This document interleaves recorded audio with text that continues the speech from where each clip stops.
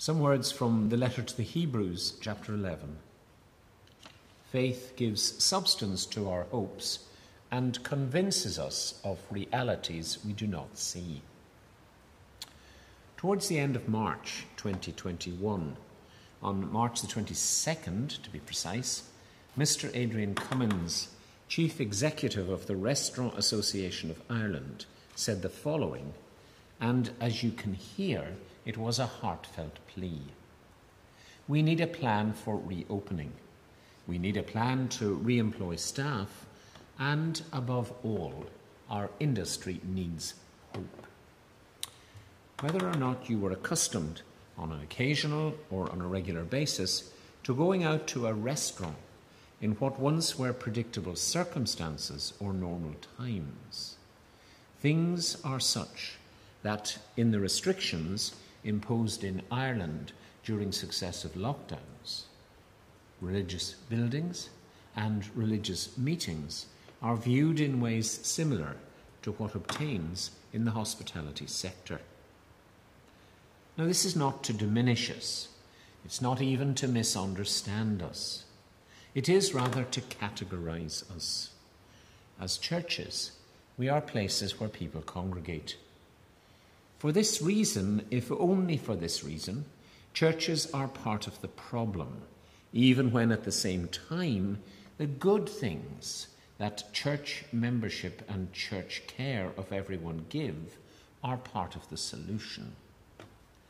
In the hospitality sector, as in the religious sector, people come from different places.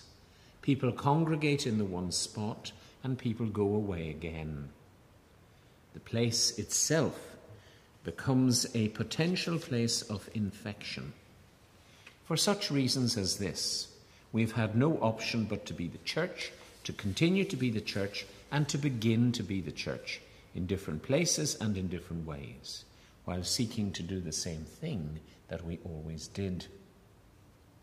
A few days later, on March the 25th, 2021 to be precise, I listened to Professor Philip McDonagh of Dublin City University outline a number of key components of hope.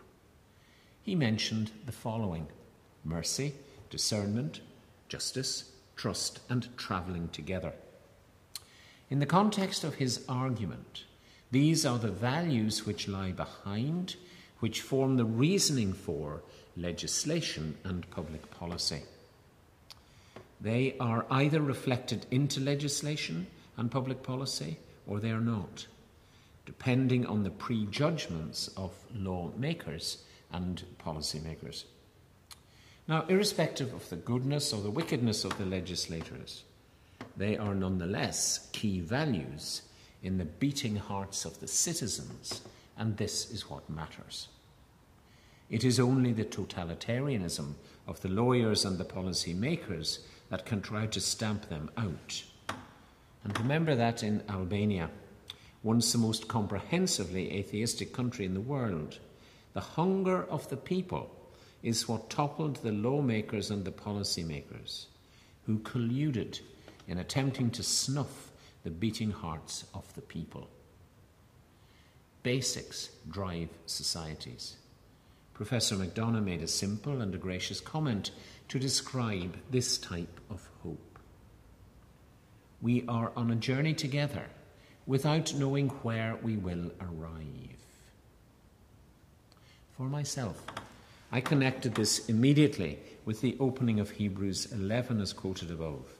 Hope is in the things not seen, as this has for me at least been a guiding light during the year past. While one part of the media is telling us how much people are saving, and is beginning to suggest that people simply will not know what to do with their money once the pandemic lifts and the shops and the holiday destinations open up again, there is another story of life in these times.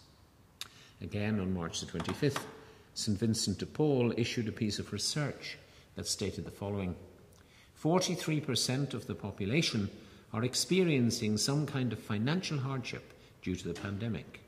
24% are cutting back on food, heat or electricity. 22% are using their savings to meet living expenses, and 14% are falling behind on bills such as rent or mortgages. Families who were already in low-income households prior to the pandemic are experiencing the brunt of financial woes. In essence, the poor once again are getting poorer. If we'd hoped for better in a sophisticated world economy, it's not happening. Maybe we do not learn because we do not want to learn. Hope is our calling. Hope is our sharing. Hope consists in promise and prospect because hope takes us into the future, if we will let it be one of our travelling companions. In the context of Christianity and of being Christian people, hope is also bound to faith and to love. And so I take us back to the first verse of the 11th chapter of the Epistle to the Hebrews. Faith gives substance to our hopes and convinces us of realities we do not see.